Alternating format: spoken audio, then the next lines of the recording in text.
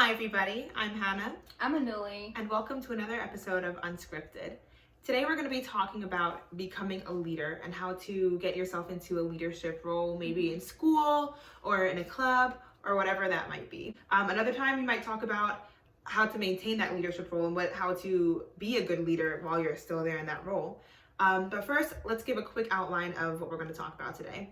We're going to talk about what being a leader means to us and some different scholars' articles that we've read and learned from. One of them is going to be Nana Keohane, and we're going to learn about what she thinks some personality traits that a leader has and where to apply them. We're also going to be referencing Anthony Curick's article about effective leadership, and we're going to talk about how leadership is an acquired skill and the things that you need to do to acquire the skills on how to be a leader. Great. But first, we're going to talk a little bit about what leadership means to us. So, Anuli, what does leadership mean to you? Leadership to me directly translates to courage. The courage to step out of your comfort zone and explore the world. And again, like we're going to eventually talk about these skills, but to be courageous enough to explore those skills and, just really be open to learning. What about you? What does it mean to you? I think being open to learning is very important. Especially with some of the things we're going to talk about today. Yeah. Surrounding yourself with people that help you level up and think outside of the box is very important to becoming a leader. Absolutely. Also, it really means not being afraid to try new things and having the confidence in your abilities to be able to succeed, or if not succeed, then at least to learn how to succeed in doing something. Because to be a leader, most of the times it means that you're going to have followers. Otherwise, we're all just kind of here. And it also means inspiring people to join you on that path, join you on whatever mission that is. Even if being a leader doesn't mean being above anybody else or having, and I mean, it depends if you have a certain job, then somebody might have power over you. Right. But really, it is about inspiring people to come along with you to pursue a certain goal. Absolutely. I think that's what helps be a good leader. Yeah, absolutely. And when you say you need to have followers to be a leader, you also need to make sure that not only is your path a path that's not taken before, but it's also something that you created out of your own confidence. You need to be confident enough to go in the other direction when everyone's going a certain way. And you need to be like, okay, this is where I'm gonna go. And then once you overcome whatever hurdles and whatever obstacles are in your way, you've officially created a whole new path for a bunch of people to follow. And that's how you get followers. Yeah. And I think trying to be different is not necessary. You yourself, you're already different. There's only one you. Yeah. Where you diverge from your own path is when you start trying to find a prototype that you can follow, when you start trying to find a model of someone that you can replicate, and that's where you lose your sense of leadership. Your path is already your own. Stay to your own. Don't stay in your own lane, but do your own thing. Stick to your own path, and that will help you be that different voice that is speaking to a new audience and gaining those new followers. Yeah, I definitely agree. I feel like we all have different paths, like we discussed before. We all have different journeys, and the only way to be different is to stay true to yourself. The only way to be different is to stay true to who you are and stay true to those journeys, And that goes in any process. Applying to a school, we have jobs as resident assistants, and something I learned while applying to either this resident assistant job or orientation advisor job is they said, don't try and be something that you think we're looking for. Be yourself, because when students are coming to the school, we want them to see somebody that is like them. Because if we have this model of all these requirements that we're looking for in one specific person, not everybody can relate to that. We want students to see someone they can relate to. Absolutely. And that's going to go for whatever job company you're applying for. I'm sure they have enough of the normal. Bring something new to the table that you can help them level up with. Yeah, absolutely. One additional thing that I want to talk about is how important it is to be true to yourself and how important it is to be authentic and original. I remember when we were doing interviews for incoming resident assistants and we were interviewing them, I interviewed this one candidate that was very honest. And, you know, at an interview, you know, expect people to be like, oh, this is what I've done, and this is why I'm so amazing, and this is all of everything that I've done, and this is my resume, sparkling in gold and glitter. And she was very honest, and she said, you know, I've not done a lot of things that are similar to what this job wants, but I am willing to learn, and I'm willing to explore, and I know I can learn, and I can be a good RA. And that was great, you know, and I was like, wow, she's incredibly honest, sincere, and that was, you know, that was a reflection of a good leader. Yeah. And she shows her willingness to learn. Yeah. On the job. It's something very important that we hear all the time, how, you know, women will think, they'll look at a job posting and be like, and they don't have all 10 of the criteria, and all right, I can't apply for that. Yeah. Whereas a man might apply for that job still, even though he may not have all the listed requirements. Yeah. That's having that self-confidence to go after it. And knowing that if you don't have those abilities, you will know how to learn them by the end of the day. Yeah, for sure. So maybe we'll talk a little bit about applying our own personality traits to these different leadership positions.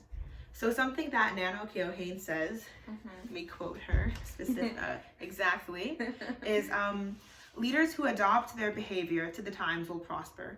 Those whose policies clash with the demands of times will not. Now, this is in a political science kind of context, but how can we apply this to a student's life or a young person's life? I think it means being able to relate to people, and not necessarily mean like going with the flow or saying yes to people when you don't have to. But a good leader should be able to sense the environment and act accordingly. You know, you can't necessarily barge into an environment which is in a state of homeostasis and be like, hey, this is what I have, and you cannot disturb that environment. You need to go in, you need to take a feel of how it is, and then you need to be gentle with your leadership skills. Do you agree with that? I think you have to definitely sense what the situation is, feel out the environment, and then make your decisions from there on. Yeah. Sometimes environments need a little shaking up, but you don't want to do it in a way that is going to make people resent you. Yeah. You want to do it in a way that, now, change is uncomfortable, so I'm not going to say do it in a way that people are comfortable with, but do it in a way that people are going to see their uncomfort benefiting them in the future by going through this change. Not where they don't see where this is going and where they're mad at you for changing things up, because what are you doing? Yeah. Be like, oh, I'm upset with this change, but I know in the end it's going to help us. Yeah. So we're talking about like not ruffling people's feathers. Yeah. But we're trying to be gentle. But do you think this sort of plays into being diplomatic too? I think so. Yeah. Because we all know that in a compromise, nobody ends up happy. Yeah. So I think knowing that that's part of the things of becoming a leader. Yeah. You're going to have to make people uncomfortable. You yourself are sometimes going to be uncomfortable. Yeah. But that's one of those personality traits that you're going to have to get accustomed to. And I think also with Keohane's quote, it can be applied to, we always talk about being authentic, being yourself, and being happy with being yourself. But also, don't be all of yourself all of the time. Yeah. You don't shout out and say something in class that you would when you're with your friends. Definitely know what personality traits of yours to apply to the environment that you've been feeling out, and you're, learning what everybody's like there. Again, you have to learn. Yeah. You have to learn your environment. Yeah. I definitely think being a leader doesn't always mean being completely raw and honest to a fault. Yeah. Unfiltered. Don't be unfiltered. Yes. Don't be unfiltered. There is a certain amount of diplomacy that you need to have in order to talk to people. Because as a leader, you need to be able to understand what makes people tick, right? What makes them work efficiently? What makes them not work efficiently? What makes them work at their best potential? And as a leader, you need to be able to observe and understand all of these. You know, that is what makes a true leader. So again, leaders are people that are good with people. Yeah. That's one important skill. You need to be good with people. You need to understand, okay, if this is if this is a person that works this way, this is how he does his job best. Your job as a leader is to provide the environment and the resources that will help that person thrive in that environment. Yes. So again, like, you have to know people inside out. Yes. Yeah. And I think when you're going on that path of becoming a leader and you are providing those resources to gain these leadership roles, Right. make sure not to be too generous. That's something else Kyohain says. She says being too generous in the long run is going to be, people are going to resent you for it. And when you're being generous all the time, how can you be generous? Because generosity is something that comes out of it not being accessible. So that you go out of your way to do something for somebody, that's being generous. If you're always doing that for somebody, how are they going to be able to appreciate it? Yeah. So when you're providing these resources, it's important not to always be the first one to jump to the task. Yeah. Because your colleagues are going to be like, well, they're a kiss up. Yeah. And the boss is going to be like, okay, they're always going to do what I want anyways. Yeah. Who's benefiting from that? Yeah. Nobody in the end. Yeah. So definitely be careful with rationing your time and resources. Instead of spending all your time in one thing, spend a little time in something else. Put eggs in every basket or seeds in every pot, whatever it is they say. And let other things grow at different times. Yeah. If one thing doesn't work out, you have another thing you are balancing anyways, so you're not putting all your resources in one place. Yeah. Again, that reminds me of something that I read a couple days ago. It was about how you need to analyze people to understand how much you have to give them. So there's people that are, you know, like we talked about in our previous podcast, there's people that are energy vampires. And you need to know not to give too much of your energy to them. Yes, that's true. And there's some people that need all the love and energy in the world, and you need to know to give enough to them. And the same way, like, as a leader, you need to know who needs how much of what. And once you're able to identify, and again, these are not skills that are, you know, built overnight, but once you learn to identify what people are and what they come off as, I feel like that is a very good skill to make you a leader. Yeah, people are going to respect it. Absolutely, yeah. Yeah. Because as people, we want people catering to our needs, you know, and we want to cater to their needs, you know, eventually, because as humans, that's what we depend on each other for. All right, so we talked a lot about skills for leadership, and a lot of people are of the opinion that leadership is not something that you acquire. It's something that you're born with. What are your thoughts about that? I think I keep referencing her, Kyohain, because she's like, when I read her article, I was like, yo, this is facts.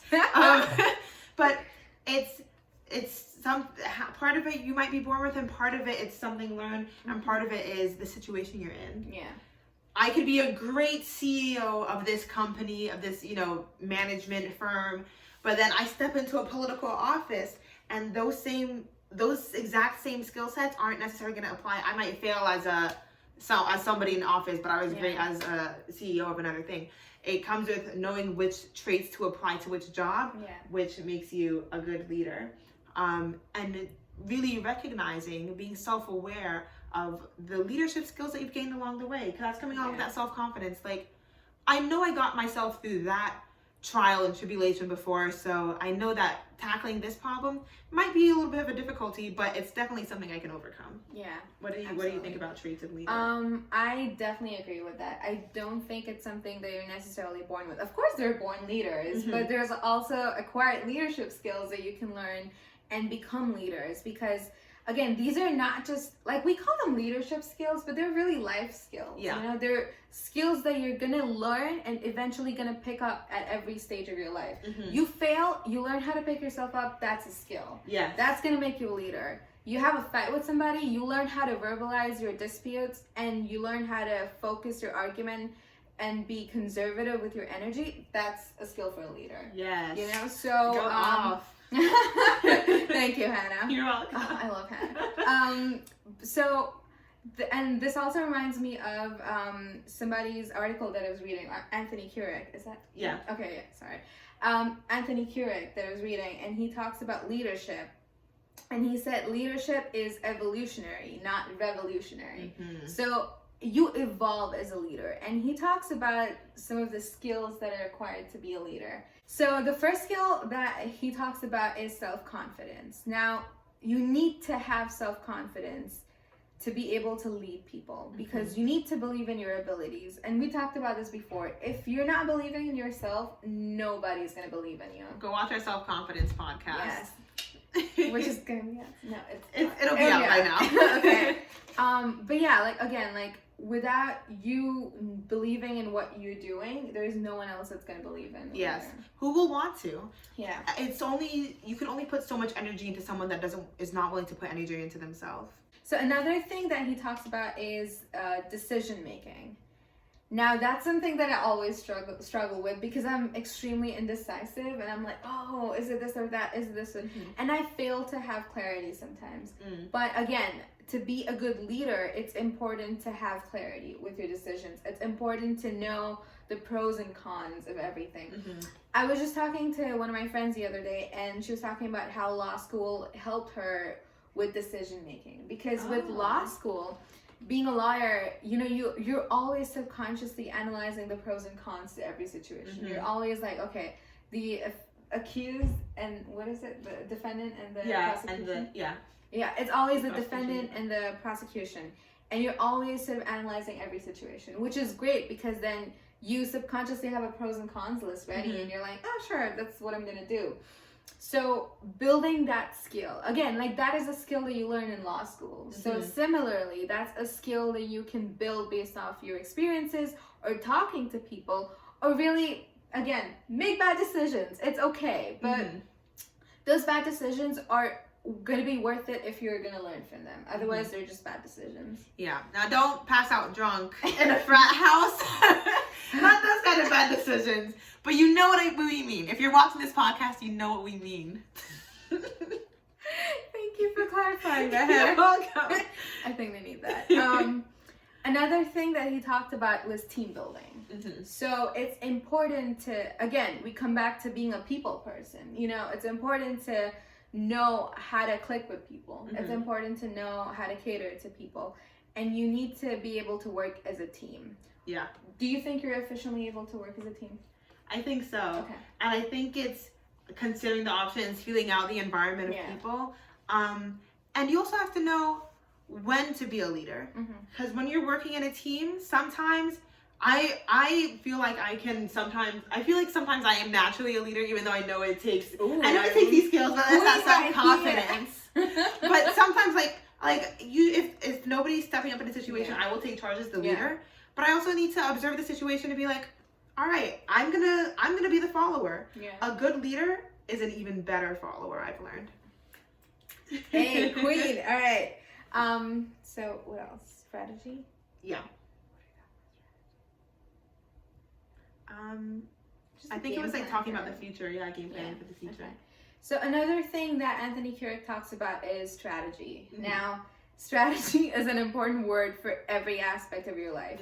And when I think about strategy, I'm like, ooh, plotting and planning. But really, it's just planning for your life.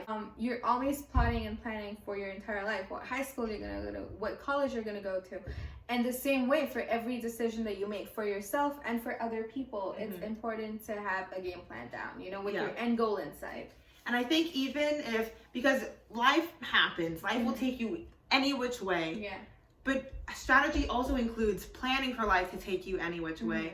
And knowing that if worst case scenario, you'll be able to bounce back from anything. You're prepared to let life take you to a different job that maybe you're planning on getting after college, and like helping that lead you to what you want out of life. Not necessarily that job goal, because sometimes you get in that job and you realize this wasn't what you thought it was, but to that feeling of fulfillment. You're letting life take you whichever way that it may. Yeah, and again, confidence plays a role in that, because you need to be confident enough to know no matter where you end up in life, you can always flip the situation to make it better than it is. Yeah. You always have that power. You could have nothing in this world, but you always have control over your life. And that's the greatest power there is. So the next thing that we're going to be talking about for leadership is communication. How important do you think is communication? Communication is key. key. Yes. You know, on all of these job postings, people are looking for communication as like a number one skill. Because if you're lacking that, then how are you going to be able to translate your accomplishments into the rest of the workforce or your work environment? Yeah. What do you think? No, I absolutely agree. Like you said, communication is key. And leaders have to be efficient communicators. You know, they have to be efficient speakers in order to get their points across, in order to inspire everybody around them. You know, because eventually, like we think about it, a leader is somebody who inspires. And how are you going to inspire if you're not able to touch that point and get it across to people? Yes, and delegating tasks in an understandable way is a good way to demonstrate your communication skills. And if you have, and when it comes into knowing your work environment, some people you have to almost micromanage them if that's what they need to get the job done. Some people you need to delegate tasks more. You have to understand who you're talking to and communicate in the appropriate fashion. Right, absolutely. Another thing that we're going to talk about is professional development. Yeah. Now, professional development for me, I personally think that the ability to keep learning and the ability to keep growing professionally and personally contributes to professional development. Do you agree with that? I think so. And I think it's wanting to do those things. Because sometimes you do find yourself stuck in a job for a little while you're looking for another one or looking to find that next step. But it's wanting to find that next step and looking around you and seeing everything that's helping contribute to you finding that next step, which is developing yourself professionally. And also looking to the people around you to see how they can help you and how you can help them. We're all trying to get somewhere, and if you recognize that, then you're gonna be able to be that much more efficient in your job. So the final skill for leadership is coaching and mentoring. Now, I personally think that when I am mentoring people, you know, when I was a TA, I feel like I learned more about that class than when I was a student, you know? Because I feel like teaching is a way to strengthen your own concepts, strengthen your own foundation, and it's so important. Yes, I agree. And I was just telling Anuli how I have to make a quiz for the class I'm a teaching assistant for now. And it's when I'm making the quizzes for the students that I really am learning about how they can apply the concepts that we're learning in class to the things that they actually want to do. So the class that I'm a teaching assistant for is really about community engagement and how we can be more involved in the community. What's the right way to be involved? How can we do it effectively and efficiently without kind of taking away wrong stereotypes about people that we're helping, and how we can help more people better. Now, the thing about this class is that everybody from different majors is required to take this class. So they don't care if you are a biology and economics or a human development major, you have to take this class. And so the way I kind of see it is everybody is involved in this society. Everybody has to play a part. So how can you apply the skills that you're learning in, you know, your environmental studies or your sociology studies or business studies and help the community in that way? And that's something that I really learned while being the TA for this class, you know? So a lot of times when we're talking about the workforce and professional development or the academics and furthering your academic career, we hear a lot about, oh, you have to find a mentor. You have to find a mentor to help you with this. But who is your mentor? Do you just ask someone, can you be my mentor? Like, how does that really work? For me, my mentors have really been people that, and now here's the thing, you have to put in the work to find a mentor. A mentor is not just they're not sifting through all the students in the school to help you, specifically you. You have to put in the work as well. But it's really somebody that you keep a lasting communication with. You ask questions about their journey. Maybe you ask for advice from them. And we can go into another time how to do that, because that could be a whole video on its own, these networking skills and relationship building skills. Do you think you have any mentors that you look to now, any teachers, any bosses that you've had that kind of inspire your journey? I feel like I try to learn from every single person that I feel has some sort of skill that I want to acquire. So in a way, they're all mentors, Yeah. but specifically, I think specifically to have a mentor, you need to be able to have like a, what is it?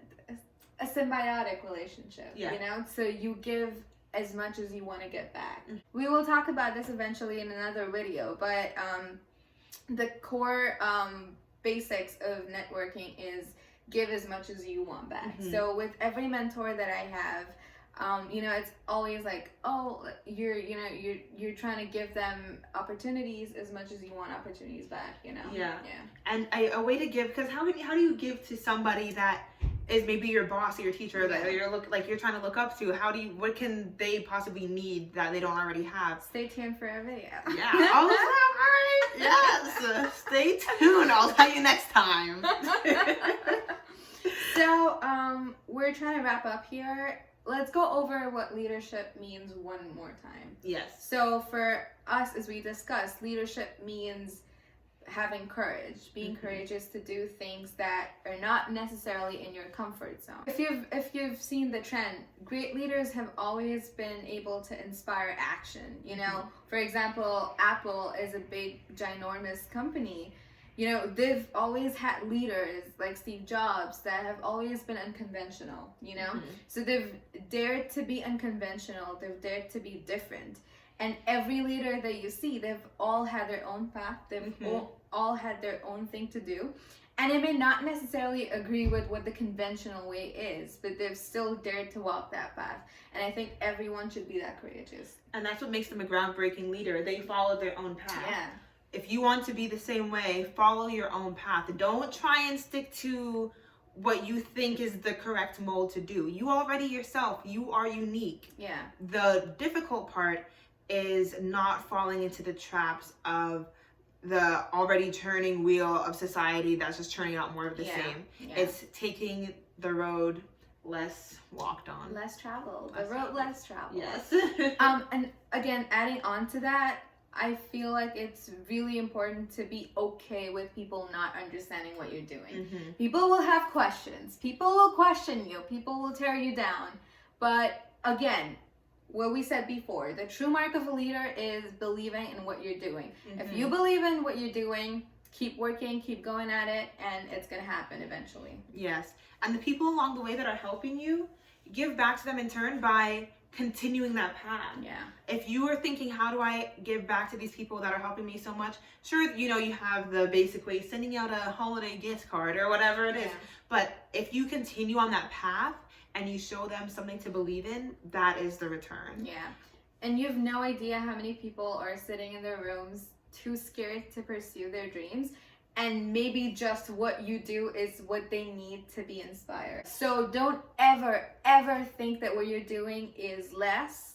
Don't, even if there's this favorite quote of mine, don't worry if you're making waves all by yourself, the moon does it all the time. Ooh. You know, so it's all right. Just go do your thing, do whatever you have to. People will laugh, let them laugh, and then they're gonna follow you later when you're making the greens. You know what I mean? Okay, So, there you go. well, Don't forget to manage your time. When in this journey to becoming a leader, don't always give. Yeah. How can anybody appreciate something that's always there? Yeah. You need to be managing your time, managing yourself, and applying things where you see fit. So another thing as a leader you need to be able to do is to dare to disagree. So you need to make sure that the people around you are not just people that will always say yes to you. So you need to make sure that they're not echo chambers. You know, they're not going to say, oh my God, that's a great idea. Yes, you're the best. They're not hyping you up all the time. Make sure they're not energy drainers either. You don't need negativity, but you also need a good amount of criticism to keep you going. Because how else are you going to improve, you know? Exactly. So make sure you have people around you that force you to level up. You know, if you're the smartest person in the room, then you're in the wrong room. Make sure you're in a room where you're forced to level up. And even if you're in a room where you're intimidated at how smart everyone is, that's okay. In fact, that's the best situation ever, because then that's going to be like, okay, well, I'm going to force myself to level up every single day. And even if in this room of people, you don't agree necessarily with all of the criticisms they're telling you. Now you know what they are. Yeah. Because your base, your followers, some of them I guarantee you are thinking the same thing. It's just this group of people were brave enough to be telling you that. Yeah. And once you know these different perspectives that people are having and people are coming from, is when you can take them into consideration in the steps that you're moving forward with. Absolutely. And the last thing that I want to hit about being a leader is eventually being a leader is being subjected to constant growth. You know, personal, professional, whatever it is, we need to keep growing every single day. And that's something Hannah and I have always talked about in all of our videos. So just having a purpose is really important. Even if your purpose is not trying to save the world, but even if it is to be a better person than you were yesterday, you're already winning. Yes. Like, that's all you need. People wonder about where motivation comes from. You know, everyone's like, oh, how do I stay motivated? Motivation comes from having a purpose, right? And when you have a purpose, you're forced to level up every single day. You're forced to follow that path every single day. And that's the best part. Yes. We could go on all year about how to become a leader, and then how to become a better leader once you are in that position with the tips that we've given you. We need to talk about mentors, finding them, building relationships with them, talking about maybe people that don't necessarily want to see you succeed. And you guys will get to know those in future videos. But until then, I'm Hannah. I'm Anuli. Thank you guys for watching another episode of Unscripted.